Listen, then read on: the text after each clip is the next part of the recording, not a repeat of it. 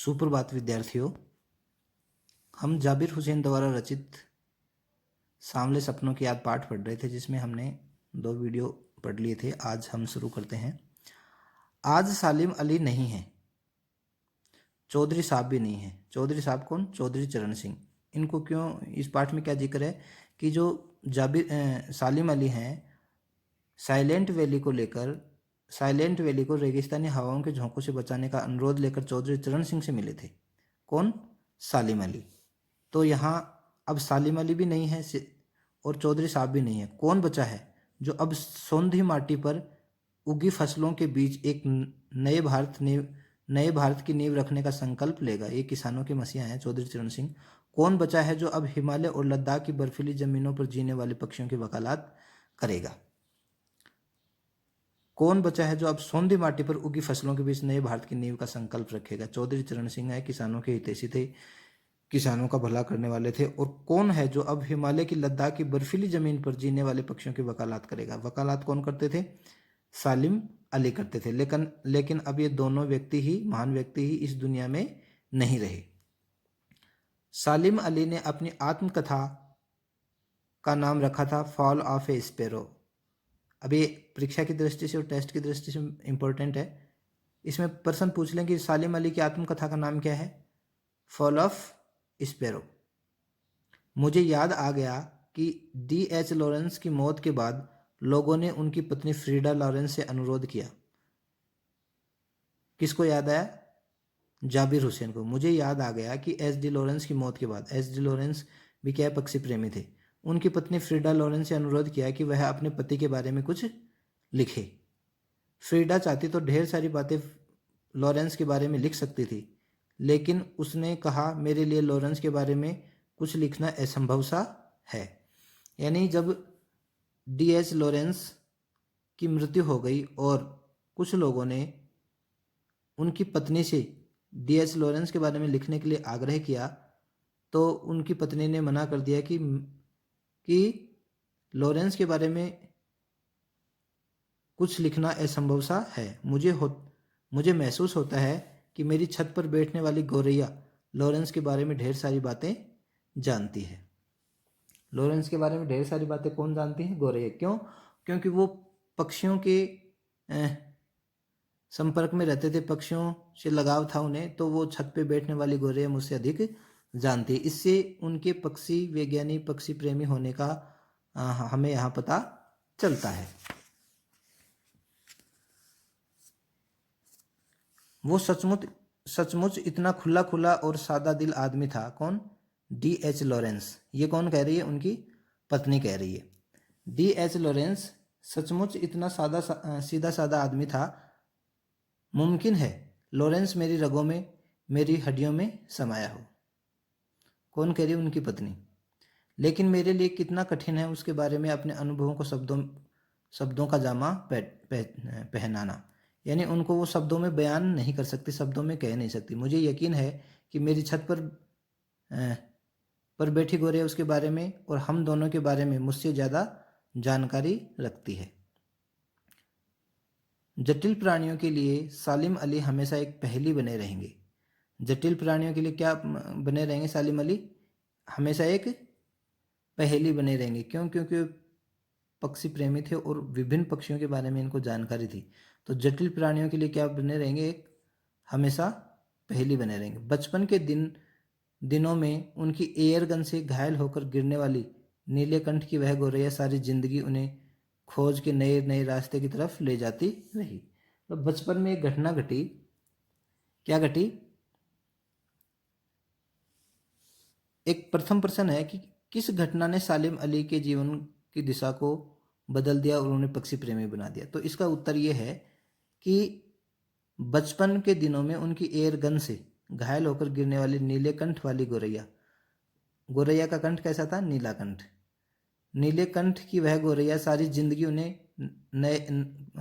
खोज के नए नए रास्तों की तरफ ले जाती रही। मतलब उस घटना ने उन्हें पक्षी प्रेमी बना दिया, पक्षी वैज्ञानिक बना दिया। जिंदगी की ऊंचाइयों में उनका विश्वास एक क्षण के लिए भी नहीं डिगा। यानी वो जिंदगी में हमेशा आगे बढ़ते रहे, पक्षियों के बारे में जानते रहे, पक्षियों से प्रेम करते रहे। वो लॉरेंस की तरह नैसर्गिक जिंदगी का प्रतिरूप बन गई। नैसर्गिक क्या है? प्राकृतिक, नेचुरल।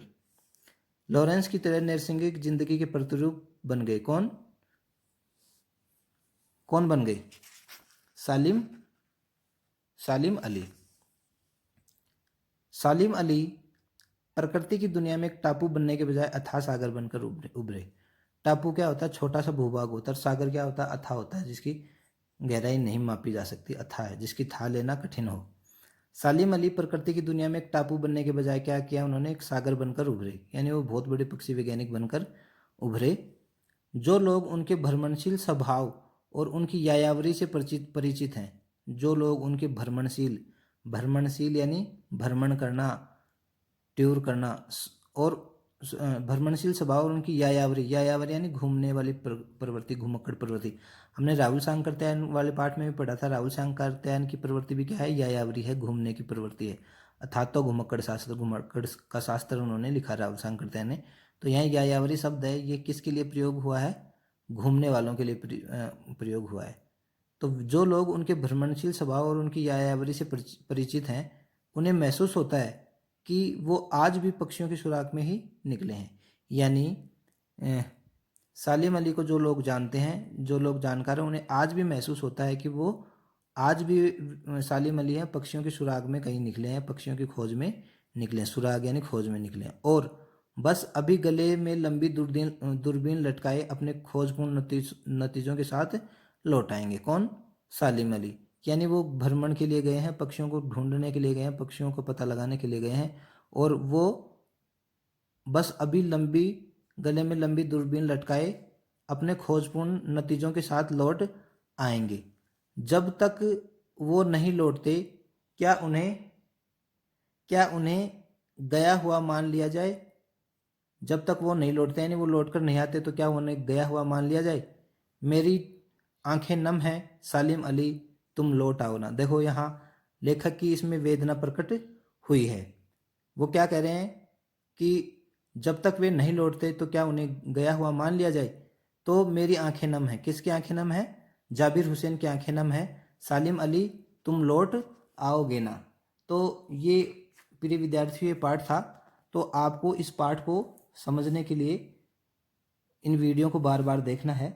तो प्रश्न बनता है कि किस घटना ने सालिम अली के जीवन की दिशा को बदल दिया? अभी आया था कि उनकी एयरगन से घायल होकर गिरने वाले नीलकंठ की वह गोरैया जो सारी जिंदगी उन्हें खोज के नए नए रास्ते की तरफ ले जाती रही। गोरैया जो घायल हो गई थी, उन्हें पक्षी प्रेमी बना दिया था। एक दूसरा महत्वपूर्ण प्रश्न है कि सालिम अली ने पूर्व प्रधानमंत्री के सामने पर्यावरण से संबंधित किन संभावित खतरों का चित्र खींचा होगा जिससे उसकी आंखें नम हो गई? तो ये आया था कि अपने लंबे रोमांचकारी जीवन में ढेर सारी अनुभवों के मालिक सालिम अली एक दिन केरल की साइलेंट वैली को रेगिस्तानी हवा के झोंकों से बचाने का अनुरोध लेकर चौधरी चरण सिंह से मिले थे। किससे मिले थे? चौधरी चरण सिंह से, जो तत्कालीन भारतीय प्रधानमंत्री थे। वे भारत के प्रधानमंत्री थे।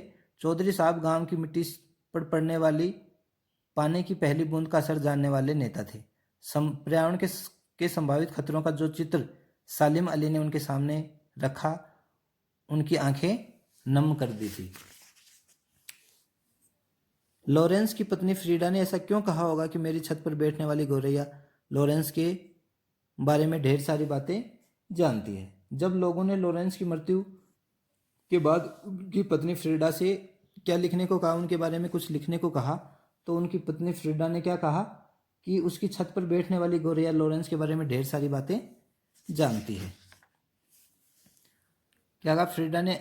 फ्रीडा से लोगों ने क्या अनुरोध किया कि उनके पति के बारे में कुछ लिखे। तो फ्रीडा चाहती तो ढेर सारी बातें लॉरेंस के बारे में लिख सकती थी, लेकिन उसने कहा कि मेरे लिए लॉरेंस के बारे में कुछ लिखना असंभव है। मुझे महसूस होता है कि मेरी छत पर बैठने वाली गौरैया लॉरेंस के बारे में ढेर सारी बातें जानती हैं।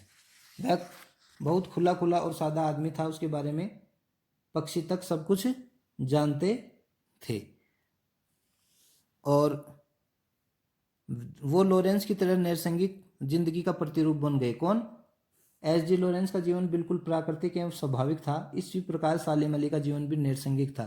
उनमें किसी प्रकार की कोई बनावट न थी, कोई कुदरती वे तो कुदरती जिंदगी का नमूना थे। कौन? सालिम अली। तो विद्यार्थियों ये पाठ आपको समझ में आएगा। दूसरा एक दो प्रश्न और देख लेते हैं हम। कोई अपनी जिस्म की हरारत और दिल की धड़कन देकर भी उसे लौटाना चाहे तो अपने पक्षी अपने सपनों के गीत दोबारा कैसे गा सकेगा? इसका आशय है कि मरा हुआ व्यक्ति लौटकर कभी नहीं आता, उसके जीवन जीवित रखने का लाख प्रयत्न क्यों न कर लें, पर उसमें फिर से हरकत नहीं आ सकती, वह फिर नहीं बोल सकता। सालिम अली प्रकृति की दुनिया में एक टापू बनने के बजाय अथाह सागर बनकर उभरे। यानी सालिम अली को किसी सीमा में नहीं बांधा जा सकता। उनका जीवन अथाह समुद्र की भांति था जिसे काम करने के असीमित अवसर चाहिए थे।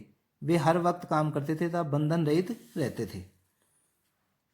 इस पाठ के आधार पर लेखक की भाषा शैली की 4 विशेषताएं लिखी। तो भाषा में रवानी है, सीधी एवं सरल है।